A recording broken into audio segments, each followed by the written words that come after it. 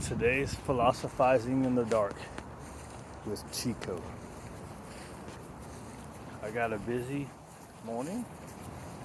We had 2 surprise boardings come last night, and then we got a daycare coming, which is, the daycare's normal, so, but it gets me to 9 dogs in the one apartment, and he's not real good in group. So I was going to, and this is intense exercise helps you walk, right? Or shortens it and makes it easier when you don't have time. So, because a lot of people, like just the other day I was at a guy and he said, hey, oh, I thought he was trying to eat something. He's like, man, we're having so much trouble on the walk, blah, blah, blah, blah. I was like, how old is he? He's a puppy, right? He's, older puppy, 18 months. Told me what breed it was. And I said, well, you ever try to play with him just for a couple of minutes? He's like, yeah, I don't always have time for that.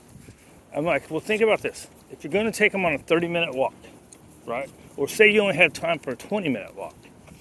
If you take him in your backyard, you play with him for 5 minutes, right? Then you walk him for 15 minutes. It's still 20 minutes. Now your walk is better. The puppy, usually 18 months old, he shouldn't be so bad, but he, at this point, is practice behavior, so we got to get that excitement down. Either that or we have to go start correcting right away. So, but the dog doesn't know, so we want to wait for corrections till he knows what's expected, right? I mean, you don't have to, but it's ideal. All right, so now that's contingent on the dog has to want to play, right? Some dogs don't want to play. Usually they will, but especially when they're puppies. But point is it doesn't change the amount of time that you're walking. I mean, it does. It shortens it. But the amount of time you're putting in, that's what I'm getting at. It doesn't change the amount of time you're putting in. It just changes. You give a little intense exercise, you get that energy down. Now the dog can focus on you, right? And so now if you're doing your heel drills or your direction changes to get them into you, that's good. But it makes all that easier once they've run a little bit. Then that's just how I like it, right? Then once the energy's down, then now you've taught them what you want them to do. Then now you start dropping off that play first, because now he knows what you want. But if you've been letting him get away with being crazy for a while, it's better to go ahead and get that energy out, just like you're starting day one.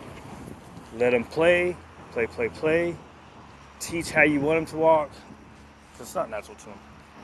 So, but I've had quite a few people that'll say that. I'm like, when it's with puppies, right? And I said, do you try to play with them first, or do you just try to get them out and go on a walk? Oh, we just go out on a walk. Well, play with them, and then go out and do, right? And then, so say you play for 5 minutes, and then you're going to walk for 15 more minutes because all you got is 20 minutes. Then the first 3 minutes of that, you just take and do small little direction changes. Get the dog following you. So the energy's down, now the dog's following you. Now when you start going, it's going to be much easier. Energy's down, it's focused on you. This was going to be 3 minutes. Okay, perfect. I think I said everything. Anyways, play with your dog, puppy. Play with your puppy, or even any high energy adult dog, right? Like this guy, he doesn't matter. I can take him out and just walk him till he's fine. But I can get more out of it if I play with him first, which I don't often do, especially on this early walk. Anyways, 4 minutes, out of here.